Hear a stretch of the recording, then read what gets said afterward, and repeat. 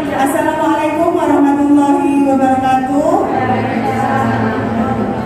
Terima kasih atas kehadiran Bapak Ibu guru sekalian pada siang hari ini dalam acara sosialisasi modul 1 Pendidikan Guru Penggerak Angkatan 4. Baik Bapak Ibu, sebelum kita melaksanakan kegiatan pada siang hari ini, marilah kita sejenak berdoa agar apa yang kita laksanakan dapat berjalan dengan lancar dan tentunya dapat bermanfaat bagi kita semua dan sekalian kita nantinya.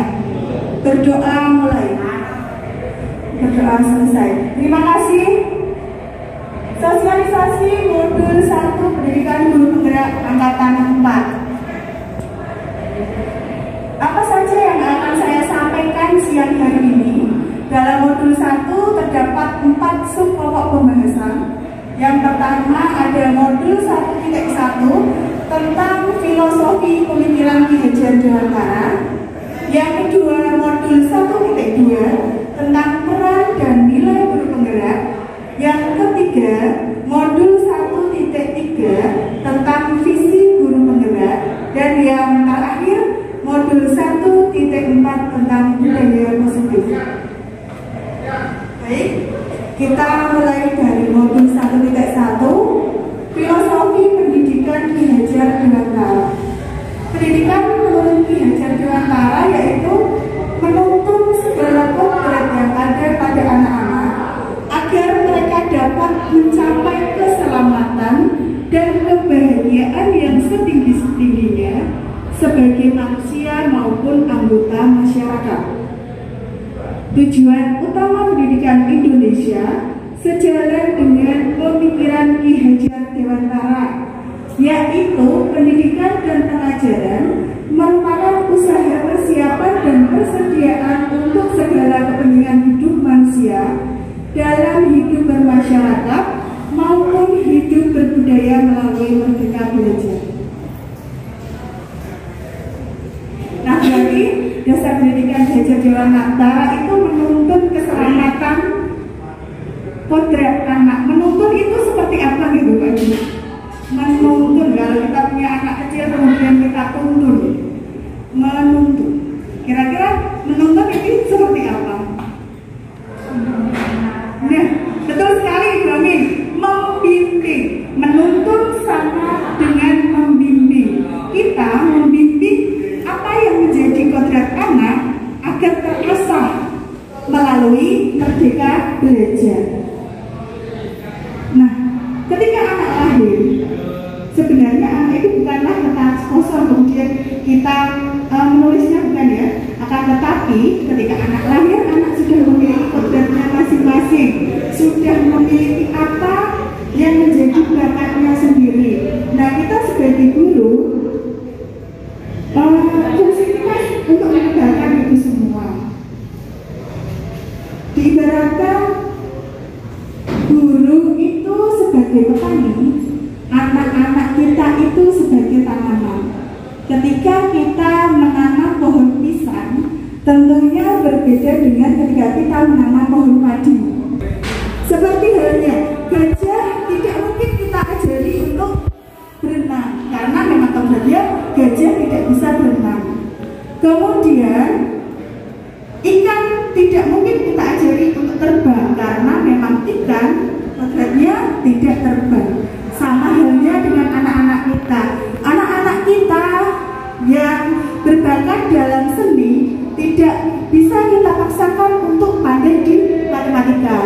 Nah, sebagai guru, dari keberagaman anak-anak itu kita harus mampu memfasilitasi tumbuh kembang mereka melalui ekosistem yang kita bangun bersama dengan baik, dengan pembelajaran yang menyenangkan melalui merdeka belajar.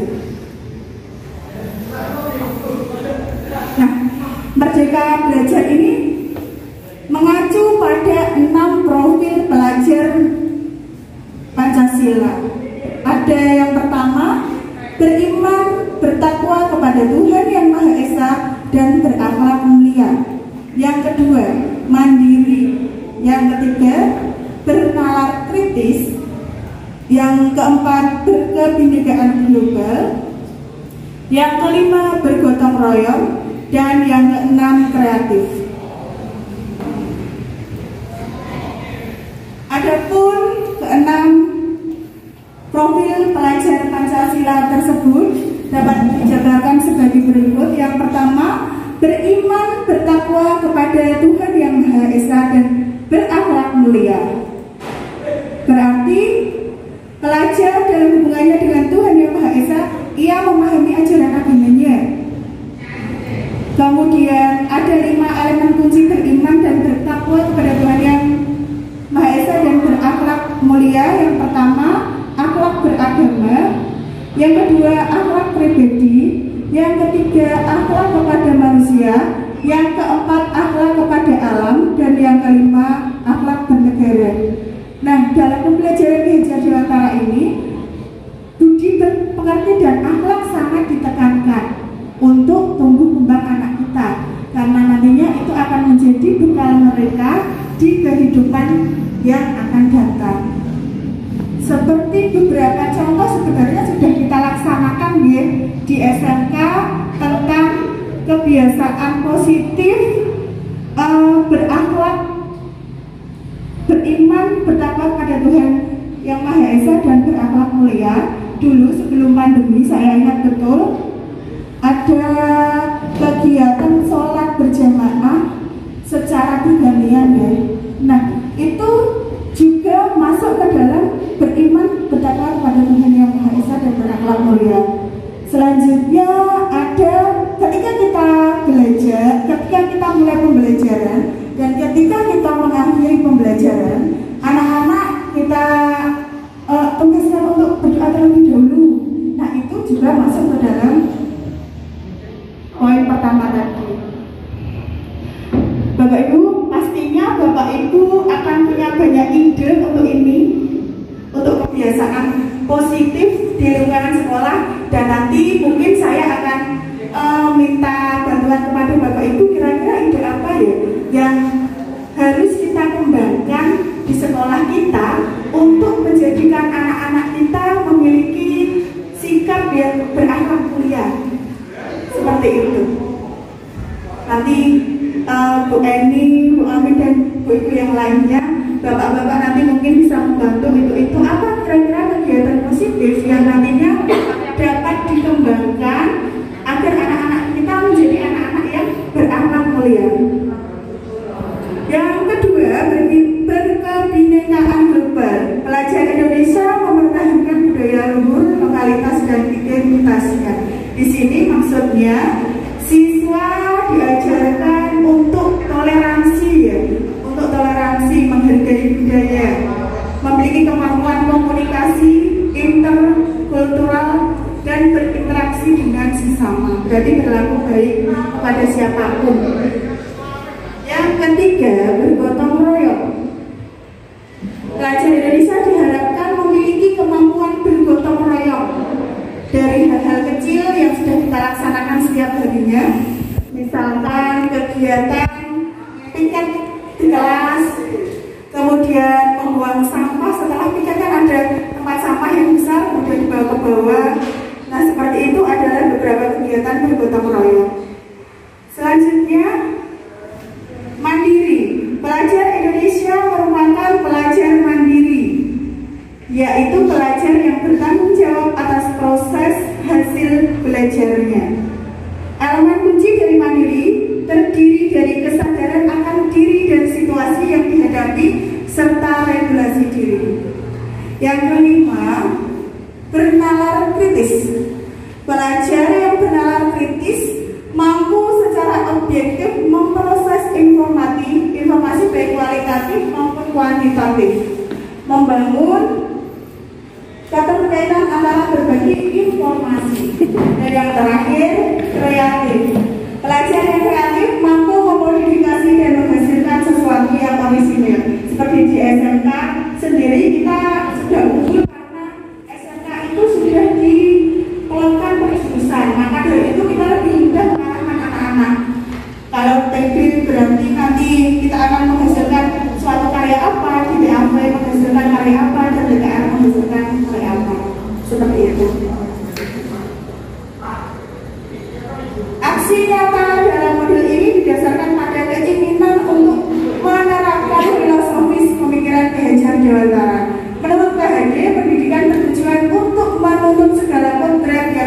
kepada anak-anak agar mereka dapat mencapai keselamatan yang setinggi-tingginya. Kemudian sesuai dengan semboyan kaidah ketiga, ing ngarsa sing tulodo ing manyo manungsa karso tuwuring handayani. Ketika kita di depan, kita sebagai teladan, memberikan teladan kepada anak-anak. Hal apa yang baik dilakukan dan apa yang tidak baik dilakukan. Ing manyo manungsa karso, ketika kita di tengah, kita memberikan semangat, merangkul anak-anak. Dan tuwuring handayani, ketika kita berada di belakang, kita memberikan dorongan atau motivasi kepada anak-anak agar mereka mencapai kebahagiaan yang setinggi-tingginya. Aktif mencari tahu tentang materi apa kita ini. Nah, dalam kegiatan proses pembelajaran yang berpusat pada anak ini, kita bisa melakukan kegiatan pembelajaran dengan cara diskusi. Nah, misalkan saya tentang materi artikel, ini mencari pengertian artikel itu apa, kemudian macam-macamnya seperti apa, jenisnya bagaimana. Nah, dari hasil diskusi nanti anak-anak kita tingkatkan untuk melaksanakan presentasi. Nah, presentasi itu sendiri melatih mental anak untuk mengungkapkan pendapat. Kemudian yang kedua, proses pembelajaran yang membahagiakan anak. Ada kalanya ketika kita dalam pembelajaran, kita menyelipkan beberapa explaining, misalnya kegiatan explaining yang kita selipkan di dalam proses pembelajaran. Nah, ini beberapa aksi nyata, foto kegiatan diskusi kelompok. Kemudian kita lanjutkan, ini untuk modul 1.2, nilai dan peran guru penggerak. Nilai guru penggerak mandiri, reflektif, kolaboratif, inovatif, dan berpihak kepada murid. Mandiri berarti tanpa disuruh, kita harus melaksanakan sesuatu tanpa harus menunggu perintah dari atasan. Misalnya ada hal-hal baru yang harus kita pelajari seperti itu. Reflektif berarti setelah kita melaksanakan suatu kegiatan, kita akan masih kembali bagaimana hasilnya, apakah baik, apakah tidak, atau harus diteruskan atau tidak. Kolaboratif, mampu bekerja sama dengan bapak ibu guru yang lain. Inovatif berarti memiliki wawasan-wawasan terbaru yang nantinya akan digunakan untuk perkembangan sekolah. Dan berpihak kepada murid, salah satunya dengan melaksanakan pembelajaran yang merdeka belajar. Peran guru penggerak menjadi pemimpin pembelajar, seperti melaksanakan DHT terhadap suatu modul baru atau mungkin terhadap kurikulum baru, menggerakkan komunitas praktis yang ada di sekolah, menjadi coach bagi guru lain, mendorong kolaborasi antar guru, bagaimana menciptakan kolaborasi agar tercipta pembelajaran dan ekosistem sekolah yang menarik. Yang terakhir, mewujudkan kepemimpinan murid. Modul 1.3, visi guru penggerak, menumbuhkan profil pelajar Pancasila murid-muridnya melalui inisiatif perubahan yang positif dan apresiatif. Adapun perubahan positif tersebut dapat kita laksanakan melalui pendekatan IA. Apa itu pendekatan IA? Sebuah proses menggali belajar dan mengenali potensi atau pengalaman berharga sebagai modal untuk melakukan perubahan positif dan mencapai impian. Nah, kemarin dalam tugasnya saya ditugasi untuk mencari apa kelebihan yang ada di SMK Islam Sudirman. Bisa dari segi sarana prasarana, bisa dari SDM yang ada di sekolahan. Nah, itu nanti kita cari, kita gali, kemudian kita kembangkan. Inquiry apresiatif dapat dilaksanakan melalui 5 tahapan belajar. Yang pertama, buat pernyataan, ambil pelajaran dari mimpi, jabarkan rencana, kemudian yang terakhir atur eksekusi bagaimana itu semua akan kita laksanakan. Ini salah satu peta kekuatan yang saya buat. Beberapa potensi yang ada di sekolahan kita di SMK Islam Sudirman itu guru. Yang pertama, pasti guru di sini itu guru-gurunya tahan banting ya, dalam artian pasti secara mental dan segalanya guru di sini saya yakin tahan banting daripada yang lainnya. Yang kedua, kepala sekolah mendukung apapun kegiatan asal itu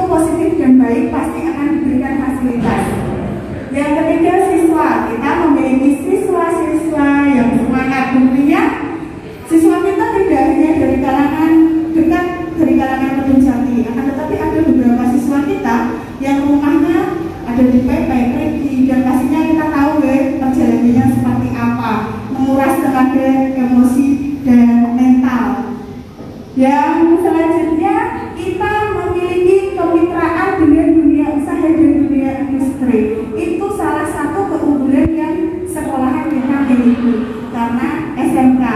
Nah, dari kemitraan dunia usaha itu kita setidaknya tahu ya, kira-kira apa saja yang dibutuhkan dunia kerja nantinya yang dibutuhkan, kemudian bagaimana kita mengolah itu untuk anak-anak kita.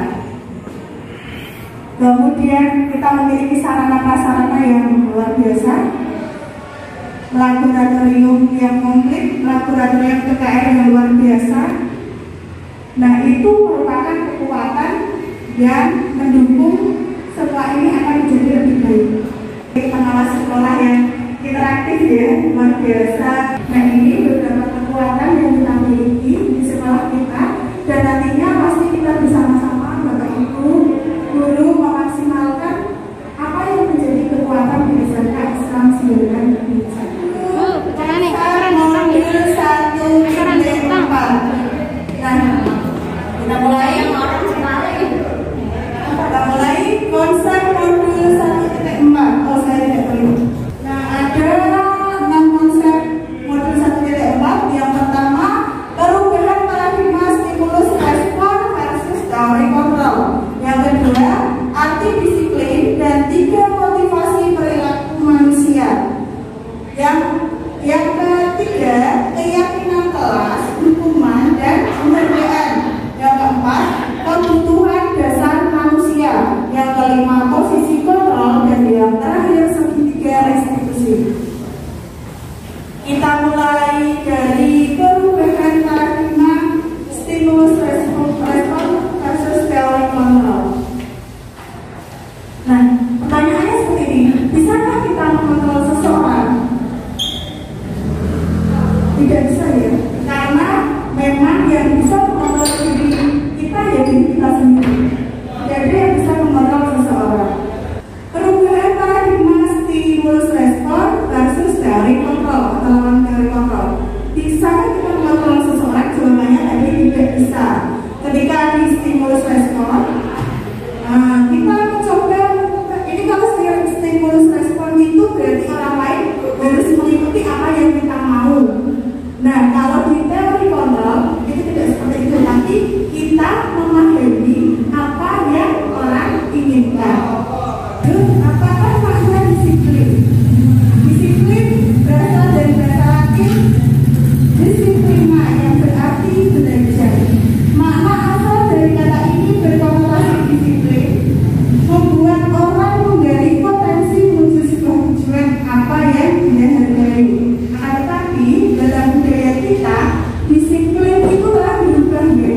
Disiplin dalam budaya kita menjadi sesuatu yang dilakukan seseorang pada orang lain untuk mendapatkan kepatuhan. Kecenderungan umum adalah menghubungkan kata disiplin dengan ketidaknyamanan, bukan dengan apa yang kita hargai atau pencapaian suatu tujuan mulia. Jadi berubah ya. Tadi yang tadinya disiplin kita adalah belajar, tapi disiplin jadi kita itu menjadi sesuatu yang dilakukan dengan keterpaksaan. Seperti itu.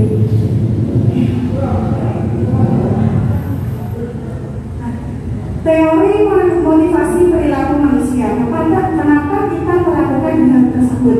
Ada 3 teori yang muncul. Yang pertama, untuk menghindari ketidaknyamanan atau hukuman. Apa yang akan terjadi apabila saya tidak melakukannya? Kalau kita tidak melakukan tugas, murid ya misalnya ya, terus apa nanti ya? Mesti saya hukuman seluruh ini seperti itu. Nah, itu motivasi eksternal atau dorongan dari luar.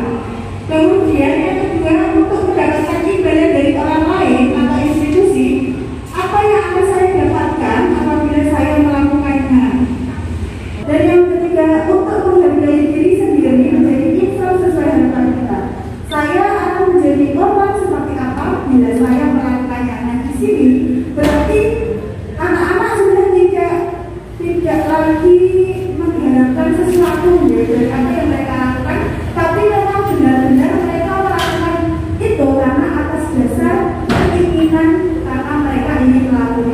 mereka melaksanakan sholat ya karena mereka ingin sholat, karena itu sebuah hal yang harus dilakukan dan wajib. Tidak karena saya ingin sholat karena nanti biar saya dinilai bagus oleh wali kelas. Tidak seperti itu. Kenapa keyakinan kelas? Kenapa tidak peraturan? Kalau peraturan berarti kan kita bersifat memerintah. Nanti kalau kata berarti ada hukumannya ya. Tapi kalau keyakinan berarti itu nanti ada kesepakatan dan tidak ada hukuman di dalamnya, sehingga itu menjadi kesadaran anak sendiri kenapa melaksanakan hal tersebut. Yang kedua, mengapa kita memiliki peraturan 3M? Kita memakai masker seperti ini. Nah, kebutuhan dasar manusia, dari kebutuhan dasar manusia, aktualisasi diri, penghargaan, sosial, rasa aman, dan fisiologis. Kenapa manusia melakukan ini? Jadi mereka memenuhi 5 kebutuhan dasar tersebut. Saya sudah dulu yaitu posisi kontrol sebagai manajer mengajukan pertanyaan-pertanyaan. Kenapa kamu melakukan hal ini? Misalkan ya, ada anak yang terlambat datang ke sekolah, kita tidak boleh langsung memarahi. Ini kok kenapa kamu terlambat? Kemudian marah gitu ya. Tapi kita menanyakan dulu kenapa kalian dan ada kesulitan apa. Kemudian nanti siswa ketika mengungkapkan pendapatnya, saya terlambat karena ini. Nah, menurut kamu bagaimana? Ini salah atau tidak? Kita memberikan penguatan seperti itu. Kemudian terus apa yang bisa kamu lakukan? Nah, dalam teori seperti itu ya, dalam teori. Tapi untuk pelaksanaannya, saya rasa semoga kita bisa seperti itu nantinya. Ya, karena kita tahu basic siswa kita seperti apa. Nah, Pak Ibu, restitusi adalah proses menciptakan kondisi bagi murid untuk memperbaiki kesalahan mereka sehingga mereka bisa kembali pada kelompok mereka dengan karakter yang kuat.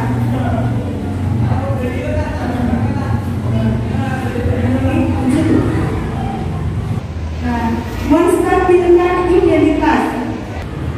Kemudian yang selanjutnya, validasi tindakan yang salah. Membantu murid mengenali basic atau kebutuhan yang ingin dipenuhi ketika melakukan kesalahan. Kita memvalidasi dulu ya, tindakanmu menurut ini bagaimana, sesuai tidak dengan kesepakatan kelas yang sudah kita bangun bersama-sama, yang sudah kita salah satunya pendidikan yang ramah dengan anak, maka kalimat-kalimat yang kita sampaikan seperti ini. Kamu pasti punya alasan mengapa melakukannya. Apa yang penting bagi kamu? Kamu boleh tetap berusaha menjaga sikap itu, tapi tambahkan sikap yang lain yang baru. Serta, maka kamu belajar cara lain untuk mendapatkan yang kamu butuhkan dan tanpa harus memukul. Misalkan, menanyakan keyakinan apakah yang dia lakukan sudah sesuai dengan keyakinan yang sudah disepakati belum?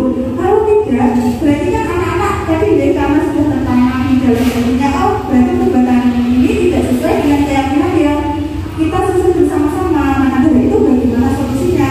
Kalau misalkan tidak mengerjakan tugas, ya diharapkan siswa bagaimana mencari bapak ibu guru yang memang tugasnya belum diselesaikan, kemudian mereka memperbaiki itu semua.